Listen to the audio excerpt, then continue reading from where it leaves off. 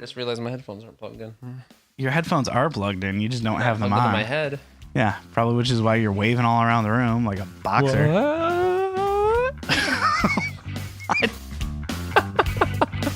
You're the worst. You're the dumbest. You're terrible.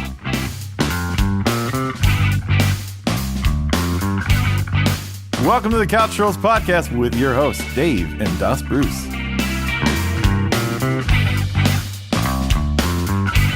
How you doing, man? Not too bad. How about yourself? Doing pretty good, sir. What's new? I don't know, dude. It's been crazy. First, you get sick on the last show. I've been sick for like the last like 3 I think I've been sick since we started the thing 4 shows ago. Well, Michigan's like one giant plague right now, so that makes sense. Like, there's fevers and flus everywhere, and then It is. I don't know where I start getting sick. I'm like, oh, I think my allergies are kicking up. I take a Claritin. Next day I wake up and I'm dead. Danny Boyle's just going to come here and shoot 28 months later. Yeah. Just not even change anything. He's just like, yeah, we'll write it around for us. I'm sure you can figure it out. We'll write around this. But besides that, dude, being sick, I got to stay home and play a bunch of games. There you go. What you been playing? I'm actually deep into Monster Hunter now. I'm actually liking it. Monster Hunter World? Monster Hunter World. You talked about that last week, didn't you? A little bit. But I found the sweet spot, I think, of why people like the game. Okay. So I've been playing with a friend of the show, Carl, and it's weird. It's basically, it feels almost like Shadow Colossus. Like it's all about this one big epic fight every time. So it's just a series of these big epic hunts. And what I like last night, I fought a giant, like it was a bat with feathers. Yeah. So question for you then. In that case, is Monster Hunter just basically what Shadow of the Colossus was supposed to be? Because if you remember Shadow of the Colossus, do you remember we had that like special features disc and everything for Shadow of the Colossus, and it showed, hey, it was supposed to be an online multiplayer team effort to take down these giant monsters and everything. Yeah, they kind of pitched it as like an early style MMO. Okay, so but the Monster Hunter World, it has an MMO feel in a lot of ways. But what makes this game special is all the different ways you can approach a monster, because the monster itself has a lot of different behaviors. Okay. Like, and this is a good example. I just randomly started killing like little grunt monsters that were all over the place just to get bones from them or whatever. I go after my main monster. I know where this T-Rex comes in and just smokes me, completely destroys me. Was the T-Rex a monster that you had to hunt? No. It was just a pissed off monster that I was in his territory, and it just came after me. That's weird. And then it's just, they made these really cool vibrant worlds where you just have to fight these monsters in their own environments. And they made it so the monsters kind of interact with each other and have their own behaviors. Like certain ones, they behave differently if they're in water, if they're in the sun. So it feels like a actual world that you're in their territory. Oh yeah, you're totally in their territory, and it's crazy. It has such a cool, vibrant feel, and I hated the old ones because of stupid loading stuff. But the new one, it's very fluent, like a little bit of load to get to the actual world itself. But once you're in, it's smooth all the way through. And I don't know, dude. I'm totally falling in love with the game now. I'm shocked. Can you get one monster to go attack another monster that you're supposed to take down? You can, and they do massive damage. Really? Well, yeah, because I can get a monster to, like, I've had it where like there's this raptor that like shines like a solar flare off, and I had it chasing me down. I ran right into a nest of another monster, and that other monster just destroyed it. Really? Oh, yeah. And it's just really cool to watch these monsters interact. But so I was playing yesterday, and you can use an SOS flare. Basically, if you're having trouble killing a monster, you can just signal for help, and it basically opens up the server to let people get dropped into your mission. Oh, nice. So I'm like, but the problem is most missions, you can die 3 times before you lose the mission. So if they die, it counts against your deaths. Oh, so you got to hope that the people that are dropping in are actually legit. So my monster is like near death. I'm out of potions, and I'm weak. And then I put the SOS up. Some guy runs in. I'm like, sweet, I got someone to help me. He runs in, gets killed instantly, and I get game over. It was a total bust. That's I fought that thing for like a half hour. So is it better to actually hunt with people that you know then? It's definitely a game where it's like a squad game where you could go in there with like Carl. We were playing, he was using a bow and arrow, and I'm totally using a big blunt axe. It's called a switch axe in the game. So I'm in its face, and he's kind of set back, but he pulls him away. He distracts him every time I need to like sharpen my blade or I need to heal. Okay. so we can kind of bounce them back on the So floor. there's like weapon decay too then? Oh yeah, there's weapon decay. There's like 14 different weapons. It's immaculate, dude. It's a great game. So that's the weird thing between you and me is like you play like, oh, this game came out this week, I'm totally on this. Where meanwhile I'm like, guess what I played? Something I played 20 years ago. Actually, I kind of got it because I lost like a semi bet. Really? How did that go down? Basically, I was begged to buy the game to play with Carl, and Carl was like, I told it. He's like, oh, it's gonna be awesome. It's gonna be amazing. I'm like, you know what? I will buy it if 2 publishers say it's higher than a 9. Oh, that's And right. totally did. No, I remember because Yeah, you were, IGN and you were Game super Informer both skeptical. burned me on it. You were super skeptical on that. I had every right to be. The beta was okay. It didn't really pull me in because that game is a really hard game to just fall into and love. You have to earn it. I feel like that it did so well on, was it 3DS? Was Monster Hunter? Oh, what was that? They They've had 4, They right? had 3 and 4 on 3 there, and and then 4. they also had Monster Hunter Stories. But those games are junk compared to But Worlds. when you go, hey, here's a portable version of this game, and people go, oh my god, portable is great. They learn to love that, and then when they go, wait, there's a bigger console version, and you got to understand those portables were even better than probably the PlayStation 2 versions of those games because there was 1 and 2 on PlayStation 2. I think there was only the one on PlayStation 2, and the other one was on PSP. It was called Monster Hunter Freedom. I'm not exact, but I had Monster Hunter Freedom for PSP. Okay. So there's been a couple different renditions of it, but I have Monster Hunter 4 and 3, and they're okay, but I just couldn't get into them because the loading kills me, and then there's just a lot of little things I didn't like, a lot of system things in the game that I just didn't care for. But everything's kind of been tweaked out over this. Yeah, what they did is they expanded the world. They made it look better. It loads faster, and I keep emphasizing the loading thing Yeah, because what's- it is huge. I mean, you're talking minutes. Because what it'll bring up a map, and there's like 7 to 11 different sections of the map. Every time you go between a section, it loads. And sometimes you'll chase after a monster through a whole section and do nothing. And, Okay. and it's just loading after loading, and it's stupid. But this new game, it just fills and it fills out the world in a way where you're always really ambitious and you're really always after the monster. And I love it. And like I definitely want you to try the game at some point because I think you'll like it because it's a game that's I would say it's easy to play as far as you can go in swinging with whatever weapon you want. But when you don't really level up, you get better gear, but your skill is how you beat the monsters. So the mastery is in the skill then. Yeah, and Okay. I think you'd really get into that. But we should really talk about what the show was really going to be about, being our 5th episode and all. All right. Dude, it's our 5th episode. We gotta throw down a list. Every good podcast has a list. You see, I was very hesitant for us to do this because I'm like, this feels like a cheap out and everything. But then you pointed out the fact that you and I have very distinctive games, but then there were games that we kind of came together on, and that's kind of how we grew our friendship because I think we really bonded over, what was it, 5th or 6th generation? I would say the 6th and 7th generation, and which is 7th. the Xbox and PlayStation 2, Yep, and then the 'cause Xbox 360 and the PS3. You had the PlayStation 2 at the time. I had the original Xbox, and then we started being like, oh, here's good games on these. Because we really bonded, I think, for that generation, Mercenaries, the first Mercenaries game. Yep, Mercenaries was definitely We one of played them. the crap out of some Mercenaries, which is way underrated. I never really got into the other, what was it? Second one was World in Flames, I think. Yeah, it's weird to love a game and not play its sequel at all. It didn't feel right. It just didn't feel right. And I think was Pandemic still on there? Because Pandemic was, I believe, the company that put that out. And Pandemic, we both liked because of Star Wars Battlefront. I would say the real sequel to that ended up being Red Faction Guerrilla. Oh, yeah. It was kind of like the next generation along with another sandbox.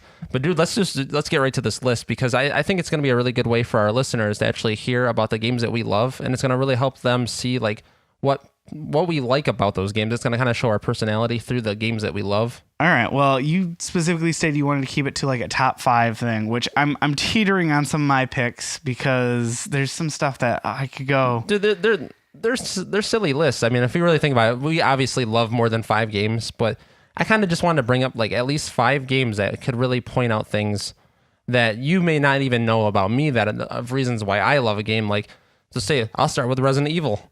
I absolutely loved Resident Evil 1. That game was huge for me. Now, remake or original or director's cut, because there's that DualShock director's cut. And see, the first time I played it, I actually played the long boxed version, the original one before the director's cut, where they didn't have any blood in it. Wasn't it like Green Blood though? Or was that for the director's cut? It's been so long since I played that one. I'm not even sure, but I guess it's fair to say that if I had to pick a top one, it's definitely the remake. I really love that they took the game that, let's face it, Resident Evil 1 aged horribly. The original one on PlayStation, it aged really terribly. But by putting it on GameCube, adding some more content, adding self-defense, and then adding the red-headed zombies. The Crimson Heads? Oh, the Crimson Heads. If you don't destroy them? That completely changed that game because it went from just capping zombies, moving through this mansion, to, hey, wait a minute, I should probably go back and burn that one and burn that one. What room was that one in? Because I forgot, and 2 hours later it's going to murder me. See, were they really that much harder of a difficulty? Yeah. Okay, and then tell me, did they, for the GameCube one, did they change up the tank controls on that, or was that for the PlayStation 4 version? What tank controls? Tank controls is the where you push forward to move forward. Oh, yeah. They switched it on GameCube as well. Okay, I didn't know the if they GameCube switched on controls GameCube. and the PlayStation 4 controls are the same. I tried to play it on PlayStation 4, and I saw that they had the different control scheme, and I remember anytime that I played any of the Resident Evils, I was always preferred on the tank controls because it was the whole cinematic thing. Because it's like when you enter a room, what direction are you facing, and you kind of orientate yourself. Plus, that added way much more. Way much more is a word now. Way much more to the horror because of the angles. Because it goes, okay, you have to quick assess a room, see where you're at. Because I loved Resident Evil 3. That was the first one I got into for that series. And I just think, like, when I first got that game, why the first one though? Well, not only was it my first experience with it, you know, that was in 97. That was at a point in my life where I liked scary movies. I was a young kid.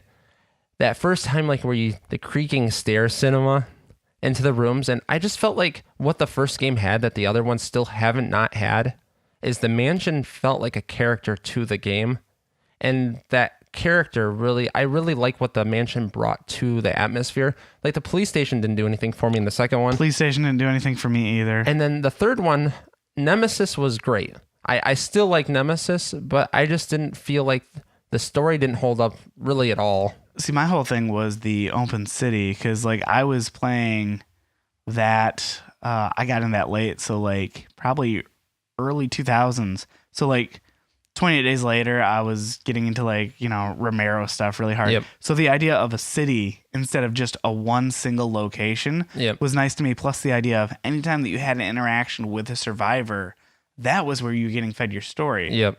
Which kind of leads into the whole absence of anything and you truly feeling alone. And see, I feel the opposite because of, like, I love Alien. The first, if you think of, like, Alien, they're all secluded in a very small, tight area where they have nowhere to go. What they did in Resident Evil 1, which was probably one of their better ideas, is you try to go out the front door when you first start the game, and there are dogs. Oh, that's right. And they make you feel like you are trapped. Yep. And that is by far the best thing that game did from the start because it immediately made you feel like you had to go forward. See, in an open city, I feel like, oh, if I could just jump over that car, I could go whatever direction I want.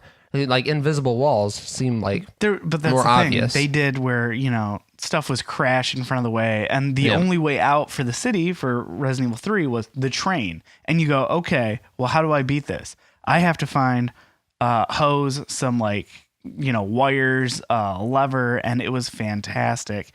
And I like that idea of, like, being alone and then slowly gaining power, you know, where, like, you get the better weapons, you learn how to craft, you learn the rules of the world, which is kind of, I'm going to jump into one of my games then, Symphony of the Night. Symphony of the Night, see, Castlevania Symphony of the Night had that whole thing where you would occasionally come across one character that would talk to you, but it's this big, empty, giant castle that you are free to discover. And like Resident Evil, you'd come back to certain areas, and now that you've got, you know, now you got that stupid crank, you can now progress. You know what I mean? Octagonal crank. Octagonal crank. Okay. Hexagonal crank. Hexagonal or octagonal? Which crank you want? That mansion designer was a genius. Right?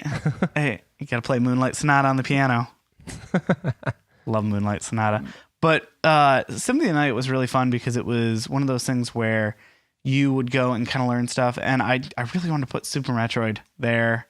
Yeah, I had to ask because personally, I have the only Metroid experience I have is Metroid Fusions. I really think you would benefit from playing Super Metroid or Metroid 3 or But whatever. why Castlevania over Metroid then? Since they're both Metroidvanias. Exactly. I want to say it's specifically because the score. The score, because you got that CD quality sound from the PlayStation that you didn't get from cartridges. Yep. Don't get me wrong. Some of the best scores are from people love games. their cartridge scores. Like Donkey Kong Country is hands down one of the best. I hear that a lot actually. Like people actually really like Donkey Kong, and I personally I don't get it, but I think it's because I went from Sega to Dreamcast or Sega to Saturn to Dreamcast. So you went from crap sound to crap sound I basically to crap sound? I pretty much sat with crap sound until I got a PlayStation. You see the Super Nintendo stuff, like people are really into it, but like I love the Final Fantasy stuff. I don't think the Final Fantasy stuff on cartridge is even close to as good as the stuff on PlayStation. I will say this one cool thing. So Final Fantasy, they went to CD for 7 and everything. And that was really cool because they started doing orchestral things. Yep. Is that the orchestrated? Orchestral? No. I'm making up words. It's going to work. And one of the main things was I got to go see Distant Worlds, that Final Fantasy live orchestra stuff. Yep. And what was really cool about that was when they did Final Fantasy 3 on Super Nintendo. Yeah. Where they remastered all Maria the music. And Draco. Yep. And they did actual opera singers. Yep. Because it's that 8-bit chiptune of like, you could tell they were trying to make it sound like they were singing the words for the opera, which was really cool. And then I think it was like 10, 20 years later. But so that kind of music, so you really liked it in the Castlevania setting of having that sound. And I think like Vampire Hunter D, and there were a lot of other, and even the Castlevania on Netflix right now. I mean, the music is fantastic, and it has that ominous tone to it. It was. And the weird thing about that time period was I was also getting into anime back then because I started working around I started working at the video store around then. So like we had our small little anime section, and you had stuff like Vampire Hunter D. You had this very, it was all Japanese influence because it's all anime. Demons and vampires and all sorts of stuff. Neo Tokyo, all that fun stuff.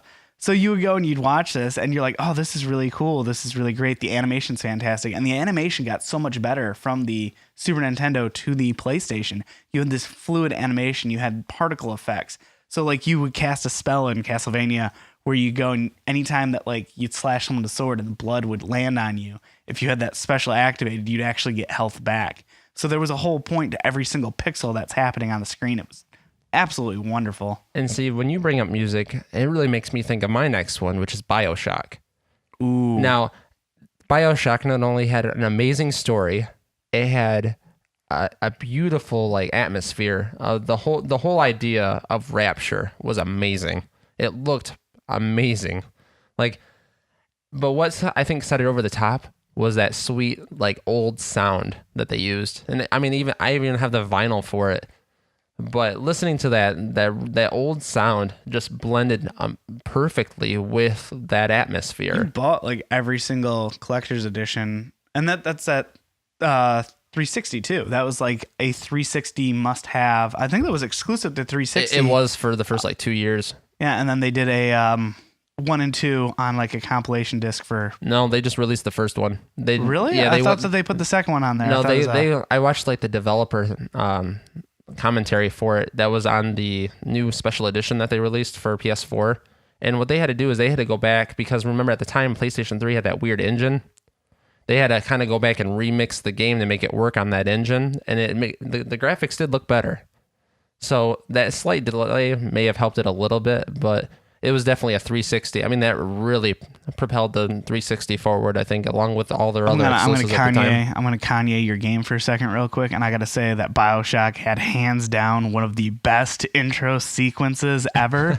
That plane crash and everything? Yeah. If anyone has played that or has not played that, it's literally the first minute of the game. But there's so much told to you as a character without having to go anything. Because he's sitting on that plane, you're sitting there smoking a cigarette on the plane, right? You're looking in the box and everything. The box has a symbol on it. And I think he pulls a gun out of the box too, right? It's been so Does long he? since I've seen that beginning. I don't remember. All I remember, like, He pulls out a picture. He pulls out something that's significant later on down the road. But you go and you look at it and you see the tattoo on your wrist. It's got that little chain or cross pattern or the whatever. infinite sign. Yeah, you have a thing on there, but because you never actually, it doesn't break away from the camera. It's like Half-Life. Yep. It never breaks away from the camera. But you go and you see that, and he says a line, and it sets the mood, the tone, the decade. You're like, why is he smoking on a plane? You can't smoke on a plane nowadays. Oh, okay, this is kind of older. And then that plane crashes in the ocean, and I'm not kidding. I've played it multiple times through, and I've gone and just watched every single thing that's sinking from the crash. Try doing it on the Until it PlayStation fades 4 away. because the water looks better and the Oh. fire looks better. Ooh, If that ever sells you on that game, that'd be that. that would. But when I think more about that game now, to what I can recall, isn't that really the first game that really emphasized decision making as far as good versus evil? Because I'm trying to think out of my game history, I don't remember too many non-RPGs, I would say, that don't let you, that have you make a decision like that actually alters the game. There's always been things here or there, but I think that's one of the first ones that had an impact because it had 3 different endings, if I remember correctly. Okay, here's the question. What did you do with the very first little sister on the very first playthrough? Did you Saved. I saved them all. And see, I feel like that's a trait because I killed mine. Yeah, of course you would. Exactly. You're a fucking monster.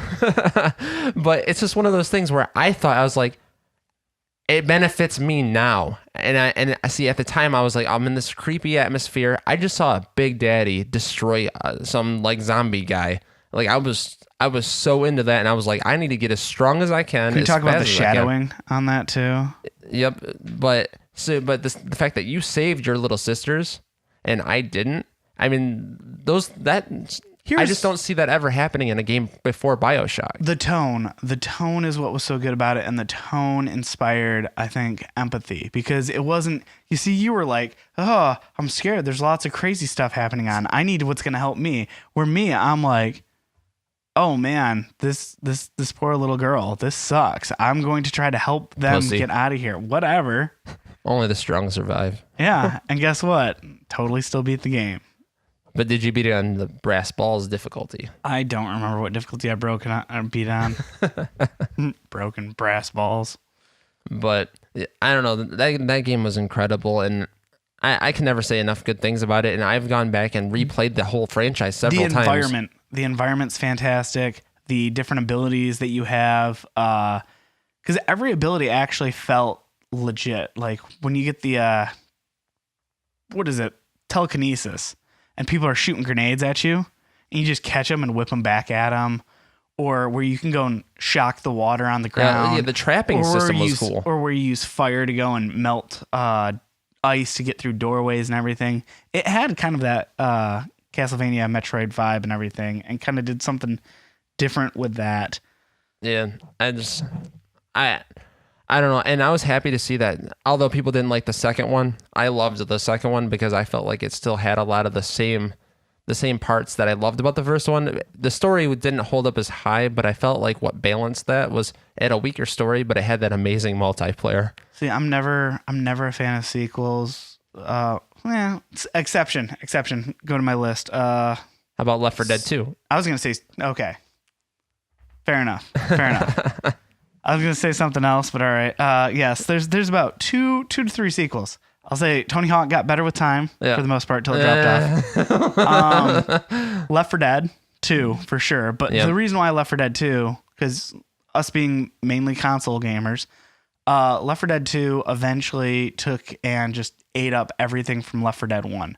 So if you had the collector's edition, all the DLC, all that stuff, by the time you got done collecting everything for Left 4 Dead 2, you had all of Left 4 Dead 1, all of Left 4 Dead 2, and like a mega super game. Well, if you think about what you were just talking about earlier, the reasons I liked Resident Evil, think of the things you said about Resident Evil. That fits Left 4 Dead perfectly. How so? Well, you have that big open world where you feel like you're empty. You're in a big empty world. You are. Yeah. you very much had that atmosphere, and I think that felt. And then even like what you were saying about Castlevania, like how you get better guns as you're progressing through each level in Left 4 Dead. Yeah. All those rooms, your guns are slowly improving. The main thing that I like about Left 4 Dead was it was the very slight touches of diversity with teamwork. Because like you'd always go with like a machine gun. I never saw the point. Well, the second game I got, it was all melee all the time. Yeah. But I never got the point of machine gun, It's like, great, you're putting bullets into them, but like when you're playing like hardcore mode and everything, unless you're aiming for heads, that doesn't do you any good. Shotgun. The shotgun was the nice spread shot where you can put enough power to like push them back, knock them down and everything. So I was always a shotgun guy because I always felt like that reloaded faster too. But like certain people would pick machine gun, certain people would pick shotgun. And then, you got melee for the second game. You have different specialty weapons. The idea of what can I take that's going to be good for the group? Because when that tank comes and you're like, I didn't have a health pack, but guess what? Here's some fire shots for everyone, or here's some explosive shots. And something that really stood out to me about that game was I think that's one of the few games I played where I felt like every time I played it, it was a new experience. It did. Like I know now with like Fortnite and a lot of the other big games that are out there, you get that all the time.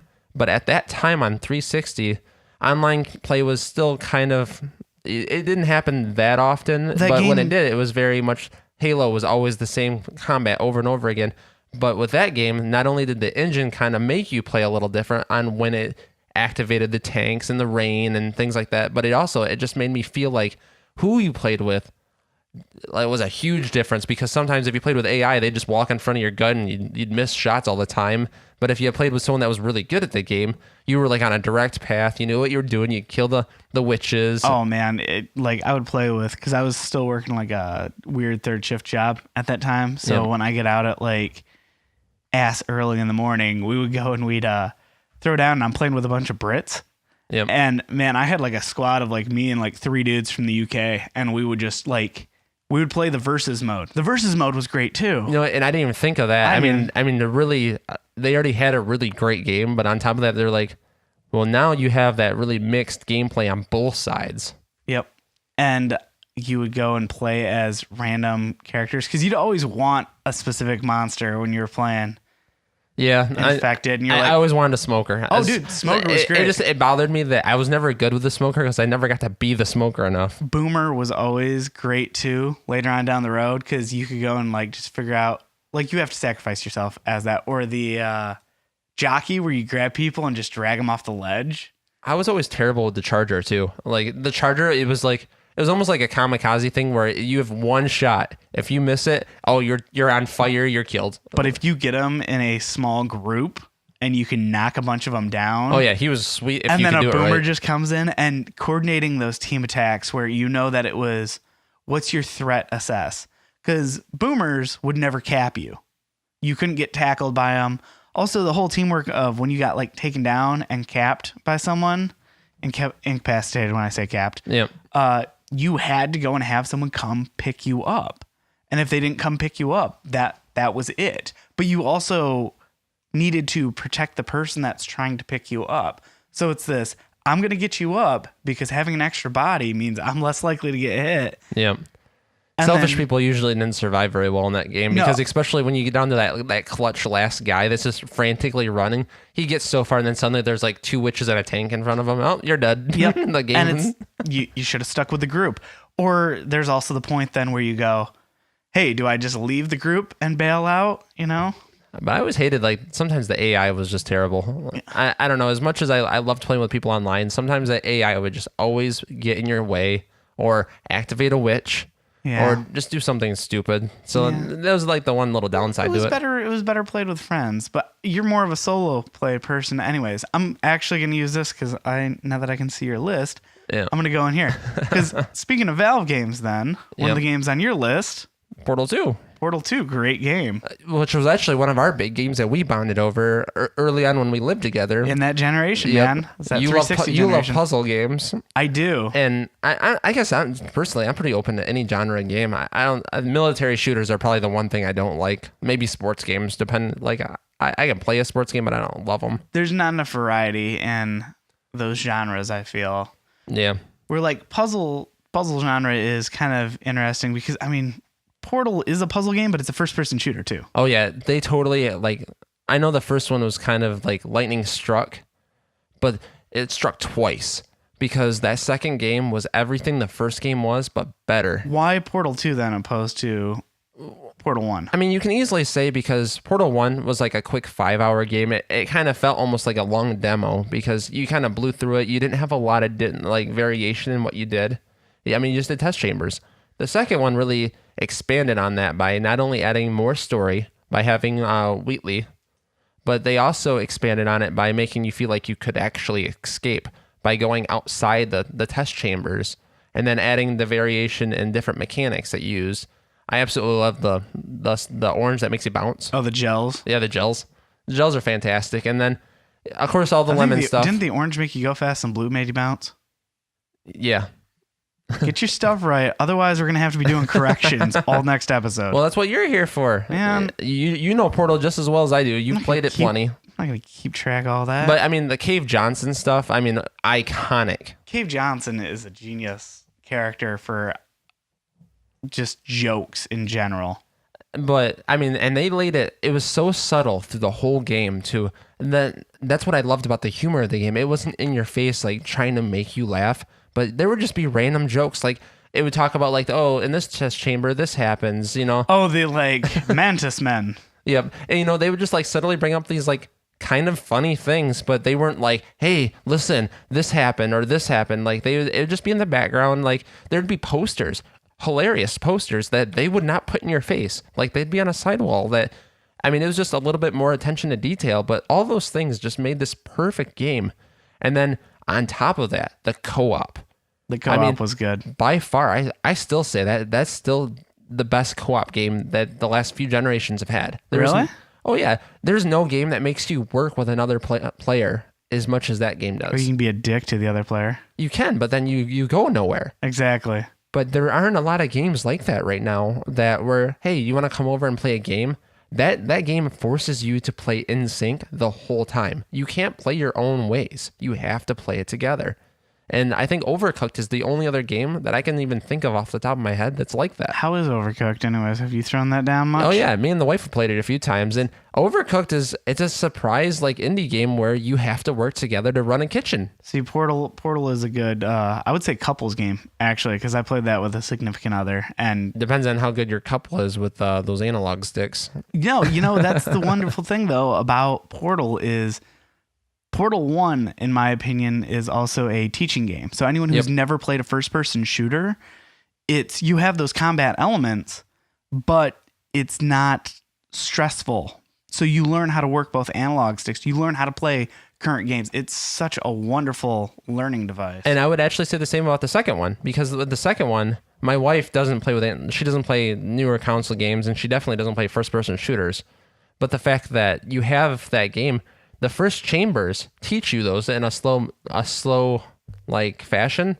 Each chamber bringing up a new part of the game and offering a subtle like action. Well, it gets to a point where it's the last set. Remember, we even got stuck on one of the test chambers, and it was really just hard to figure out. Well, me and my wife got there, and not only is it hard to figure out, but then you have someone that can't both be jumped into the air and then control something and do something and then land. Like, she's a one step at a time kind of player. So we ran into a part where basically she had to like really learn and know the mechanics of the game, and we kind of got stuck.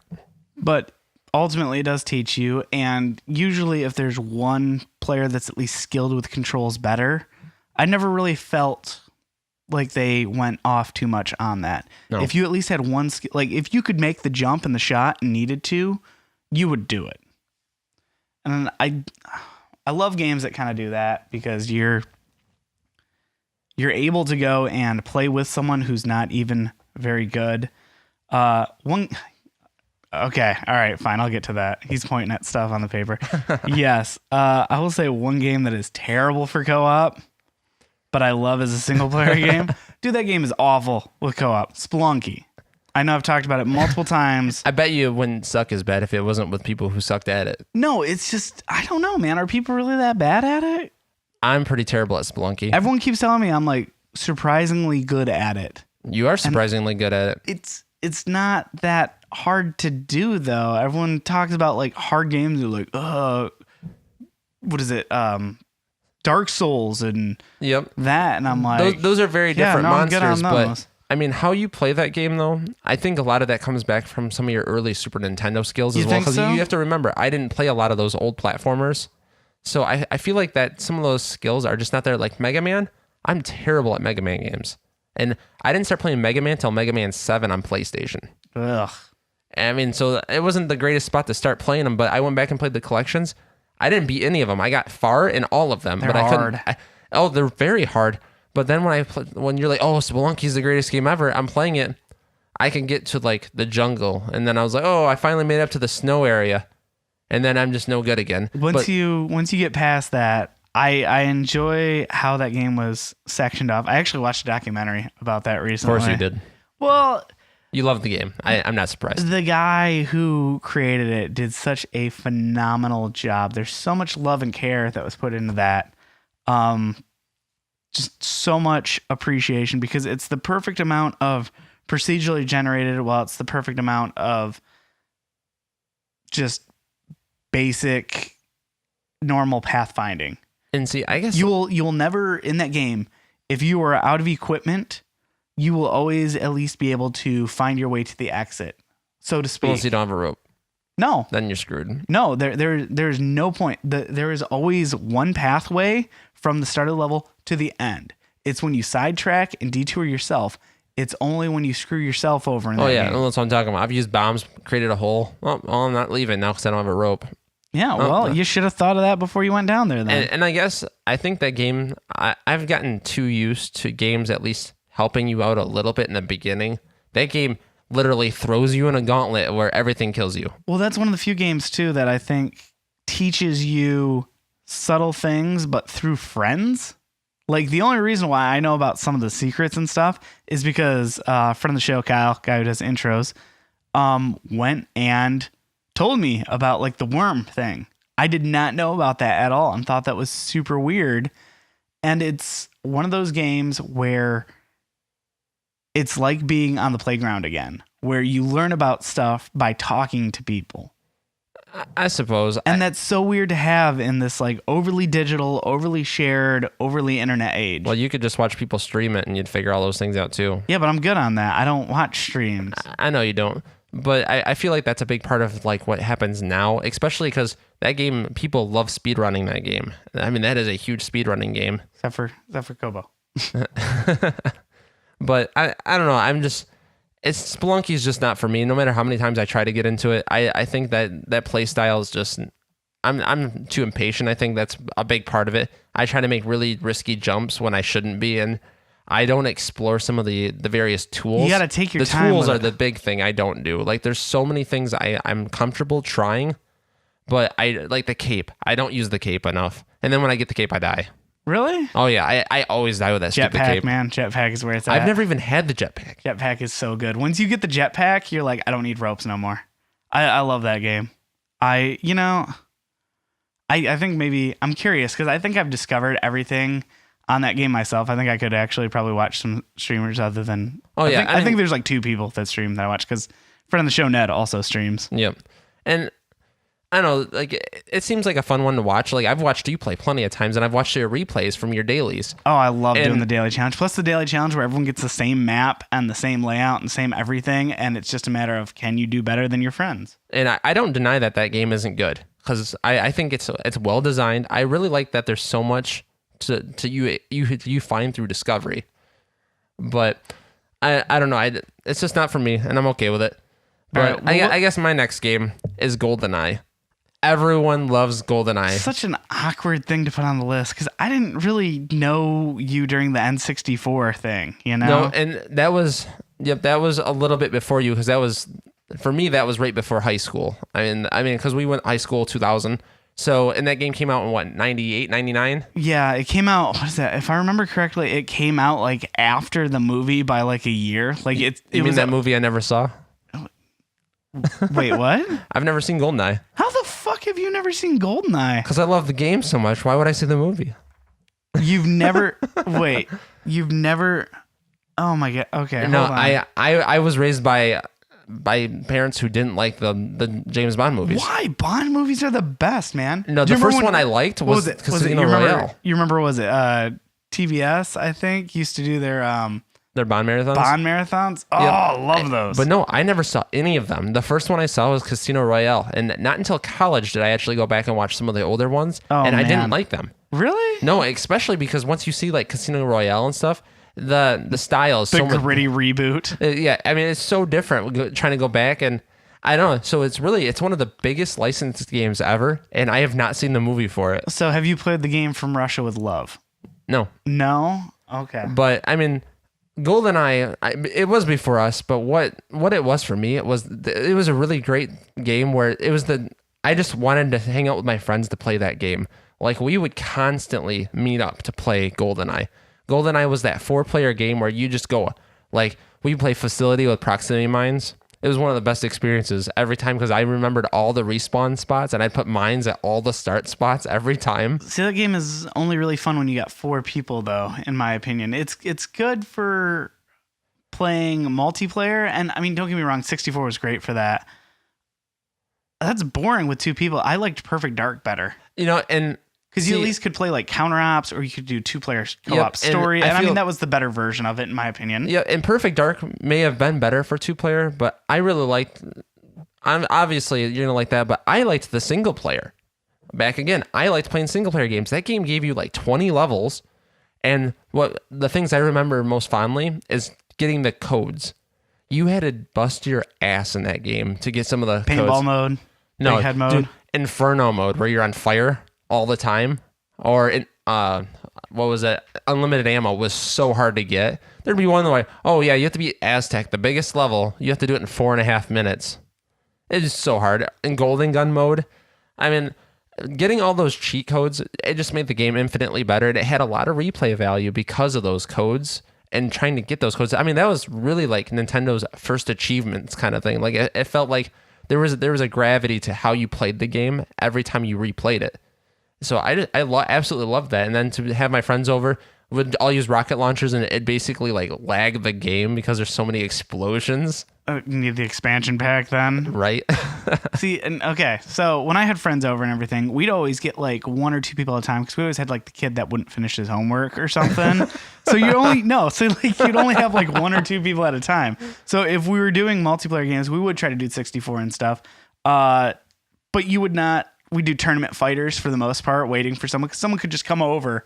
Because people would show up at each other's houses just randomly. So, what are you doing? Playing Mortal Kombat. Cool. I got next. And you do that sort of thing. But when you have that like only like 1 or 2 friends over and you're not doing the 4-player multiplayer, one of my games on my list that we'd always throw down is freaking Streets of Rage 2. I love Streets of Rage 2. And I wasn't a Genesis kid growing up. So I'd always have to go over to a friend's house to play that. Okay. And that was because I always thought that was better than, what was it? Final Fight was the Nintendo equivalent. Final Fight was terrible. It was terrible. But see, I was a Sega kid and I just couldn't get into Streets of Rage because I loved Golden Axe. Golden I Axe. mean, they were really similar. No, but Golden Axe goes Axe's right in theme, there. Yeah, the theme, I just liked the theme better. You like that the fantasy because you were Yep. getting right. Because that, you know what? That makes sense. Because if you were liking Golden Axe, then that would lead you right into your whole Final Fantasy stuff. Of course, but I know the beat 'em up. I mean, beat 'em ups were huge for Super Nintendo and You Sega. and your JRPGs. I love them. I can't help it. But we're still on your game, Bruce. All right. Well, okay. Well, on that subject then, did you ever play Fighting Force? Yeah, I played it for PlayStation. Yes. Fighting Force felt like a true sequel to not Final Fight. Yeah. Streets of Rage. Streets of Rage. I was going to call it by its Japanese name because I actually looked up the history of all this too. Of course you did. Well, I would collect games, and that was part of the collecting for me was knowing the history of the companies. So overseas, Streets of Rage was called Bare Knuckle, and Bare Knuckle 4 was actually supposed to be Fighting Force. And then when everything kind of collapsed on that game, because they never got a 4th game out, man. No, even was it the 3rd one even released or was it just Sega Channel? Nope, 3rd one came out here. You're thinking Golden Axe. Golden Oh Axe. yeah, Golden Axe 3. 4. Was it 4? I think it was 4 was released on Sega Channel exclusive. No, them I'm beat not 'em ups, positive, man. but Them beat 'em ups were good though. yeah, beat 'em ups. I mean, they were in their prime then. I mean, think of like the Ninja Turtle games, Oh. and the X-Men games. Yep. I mean, and like we talked in the last show, a lot of the superhero games, they pretty much made every superhero into a beat 'em up game. It's funny because like all those were usually Capcom too. Yeah, but for some reason, Golden Axe and even Streets of Rage, I remember Streets of Rage because that was probably one of the first beat 'em ups I ever played besides the Ninja Turtle game. That game is still carried on like a bootleg legacy because people figured out that game engine. They found that game engine, and there's so many mods and ROMs and hacks for that game that you can actually download because people will go and make their own version because the engine for it that people have dubbed, I think it's like Beats of Rage. Of course. And they've taken it and they've switched out the sprites, or they've taken the characters from the first game and they got it so you can actually run that on a Dreamcast. Because in one of those Dreamcast collections, they went and they made it so they had Streets of Rage 2 on there. It's funny because everyone talks about third game. Third game's hard to get. Third game, in my opinion, is just not as good. The one with the second one holds up kangaroo, as well. right? Yes.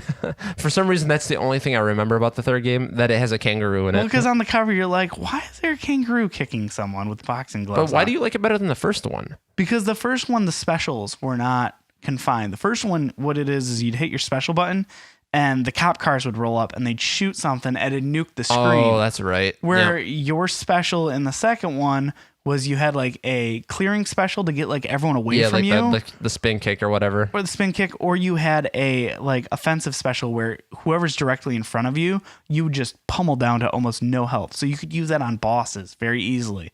Because then you're not just like chipping away at health, but clearing away. You're sitting there being like, I'm putting all my effort into just destroying this one person. Now, did your special take health in that game? Yes. Yep. I still never understood why they did that. The clearing special, because that way you don't spam your most powerful move. So make it so you can't spam it. Well, they figured that one out with other games. Like, Yeah, definitely later. what is it? No, Turtles actually drained your health too, I think. I think the Turtles did as well. Oh, man. Well, those were quarter eaters, though. They did all that stuff on purpose. Well, X-Men gave you like two specials. X-Men Arcade gave you two specials before they went and would go and force you to go and use your health. Yeah. But I mean, for my last one, we're flying through these. Dude, Final Fantasy. Well, there you go. Like I said, the going from the 2D fighting, you're like, Golden Axe, fantasy. Oh, that plays a big part in it. I do like the fantasy worlds that Square Enix has made through all the Final Fantasy games and some of their other RPGs. But when you mentioned music, the first thing I thought of was Final Fantasy because, I mean, come on. It was that CD quality sound that you had from Symphony of the Night because they could do full orchestral. From I'm using that. That's a thing. I'm making that a thing. stupid word. Whatever. Shut up. So the very first time to sit and play Final Fantasy VII, I tried Phantasy Star on Sega, and it didn't really do anything They for had me. terrible RPGs. But I was really young when I played those, and it was one of those things where we'd just randomly go to Blockbuster. Oh, that looks cool. I grab it. What the hell's going on? I have no idea what I'm doing, and I'd return it. And then I'd get like Labyrinth, I think was the other one I played for Sega, and that was terrible. But when I had Too a bad that wasn't PlayStation, based off that awesome David Bowie movie that everyone loves. except me, That's such a good movie. You're Stupid. terrible. You're Puppets a are terrible dumb. person. Shut up. all of They're them, Muppets. There's a and different- puppets, both stupid. I will come over there and I will beat the shit out of you. With a Muppet, Yeah. or a puppet. I will shove my hands so Are you talking far. about that Jeff Dunham movie you love?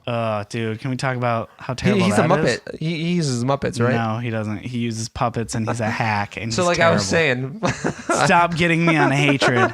I will, I'll have Brian edit out the sound of me just clocking you square in your jaw if I have to. so Final Fantasy, best thing about it, no Muppets for sure. But I mean, besides the no Muppet thing, And yet, you let me guess, you love chocobos and muggles. Mog. Mogs? It's Mog. It's Is a it person. Mog? He has feelings too. What do you mean, Mog? There are Moogles. Moogles. But Mog is one of them. Oh, okay. You're going with a specific one that you love. Yes, there is one, and he's in Okay. all the games. All right. But then, obviously, So is Sid. Sid's in every single game too. Yes, And who's the two guys from the Turks in the 7th game? but Who's the two dudes from the Turks in the 7th game? dude, you're putting me on the spot. I can't think Yeah, of it. what now? But Final Fantasy VII was like that first big game that gave me the feels, dude. Really? Oh yeah, dude. When someone dies at the end of the first disc, I mean that was like brutal. Of all the times that you do, like, don't want to give away spoilers. I love the game too much for the one random person. I would never want to ruin that for anybody ever. That's hilarious. Because, dude, it was... You'll sit here and ruin games left and right. What's crazy is with that character, I used them a ton. And they died the first time. I was pissed. I was so mad. And yet, with the beautiful music in that scene where they die, I'm like... How am I supposed to be mad when they just murdered my character? Cutscene was done really well, too. And it was. I mean, for that time, the whole game was super ambitious. And I don't know, like the gambling with the mini games, the snowboard game was fun in it. Not to mention multiple discs. That was Right? probably one of 3 the discs. first multiple disc games. I think that was the first 3-disc game, too. It's that or is- what, X-Files? Because they had a couple of those ones that were very much... X-Files is like 5 discs, and that's a or point-and-click adventure. So they have a lot of those multi-disc, like, interactive movie games. So I'm not really sure if that's the first, but being 3 discs was kind of a selling... I think I wanted the game out of the pure... I was like, he's got a giant sword on the front, and there's 3 discs. That's cool. You know, that like something really randomly pulled me into it. And then I'm playing this game... Like in the beginning, you're dressing as a girl in part in the very beginning of the game. I remember I'm that. like, all this really, it was kind of a weird game. And then once you break out of Midgar, I'm like, oh, this game is so much bigger. Oh, it's like, funny because how you start in this small thing, you have this tiny kind of main mission objective, and then there's a point where the world just kind of opens and unlocks. And I'd never played any other Final Fantasy before that. See, so and I didn't know about 4, 5, or 6 or any of those. So I had no idea that Final Fantasy games got that big. So when they're like, oh, you can go to other places. I mean, my mind You was thought you were blown. stuck in that one city. Oh didn't yeah, I you? thought the whole game was Midgar. I thought I was actually near the end of the game because from Sega, games were so short. And I'm like, oh, maybe it's 3 separate games. I was so naive to think that Final Fantasy VII, they were 3 separate games on That's 3 separate hilarious. discs. And I'm like, oh, and it's like, please insert disc 2. I was like, no way. And the whole thing just, at the time, I was such a naive gamer at that time that I think that's why that game still sits as my favorite game of all time. Also, stuff wasn't really ruined by the internet back then, too. Also very true, because like I said, the thing I didn't spoil, the reason I'm not spoiling it, because if I had known that, it would have affected my first time playing. Yeah. And it's hard to find those experiences now. Like Nier Automata, the reason I liked that game this past year is because it surprisingly gave me surprises that I hadn't seen in a game in a long time. And I think those are becoming more and more priceless because it's hard to get those experiences now. The internet ruins things, people ruin things, and sometimes trailers ruin things. Yep. I mean, it's crazy to think that I bought a game because a guy had a sword on the front of it, and I just fell in complete love with it. It wasn't because it was a mascot or anything really crazy like that. It was simply out of curiosity. Anytime that something is... Biggs and Wedge. There you go. 20 minutes later. Anytime that you can go and experience something that has cinematic qualities, that creates a world that seems much bigger than just what's contained within the cartridge or disc itself, is an amazing thing. That's why I love Out of This World. And that's also on my list. I won't dive into that. That game is hard, but once again, it's things that with Spelunky, it's that schoolyard thing. I think that if we could have more games that were kind of encompassing of a pre-information era where you get to experience it yourself. The experience is the most important thing because that's what games allow you to do. You're not passive, you're active during the experience. You are partaking in what's happening. You're making the decisions, whether it's, deciding to kill Big Daddy and harvest or save the little girl. It's all about the decisions that you're making and how you affect the world that you're playing in. Definitely. Those iconic moments just really, they stick with you. And for us to list those particular games, they clearly offered something to us that we haven't seen since we played those games. Because, I mean, a lot of those games are old. And think how many games have we played since those? Yeah. But for some reason, I won't forget the first time I had to do something with a little sister. Like that will always stick with me. And it's amazing. And I love those experiences. And I think that's actually why I still love video games even today, is because I will never forget those. It gives you an experience that you don't get to have elsewhere. And you get to share those experiences with your friends and other people. And I don't know, like having those now, it makes me wonder, like just thinking of other people I've talked to, like a friend of the show, Man Preet, he loves Uncharted. And I hear stories from a lot of people, and it's crazy to think that they bring up certain like small details in games that I've played. I don't even think, like Man Preet had mentioned things about Uncharted, about this vivid atmosphere. Like he loves how you travel to different worlds and things. Those were things I didn't even think about playing those games. And I love the fact that with video games, everyone has their own personal take on why they like them. There's something that stands out to every person in their own way. And I'm actually really even curious to see what some of our listeners like, because I know that we're friends with some of our close listeners. But if there are listeners out there that you want to share a game with us, I would like to hear, like, what's your favorite game? Why do you like that game? Like, what makes it stand out? And especially those games that other people hate. Because I know there's a few games, like Bruce loves Spelunky. I'm not a big fan of it. So there's always going to be those games that some people love, some people hate. I'd be really curious to hear what you think is a game that you love that people give you a lot of hate on, but you love it no matter what, because it's offering something to you that you can't get anywhere else. There's no other game that's brought that experience to you. What interests me too is when you get people who like the same game but for completely different reasons, right? And then you get to go back and reappreciate a game that you love on a whole nother level because someone kind of opened your eyes to it. Yep. And that's always a beautiful thing, man. And man, I think that's the show, man. Yeah, I think that's our show for the week. Yeah, I love talking. This is a great topic for us, and I'm sure when we get to like a major milestone versus just the 5th episode, we'll be more creative with our whatever our list is. But thanks for listening to the show.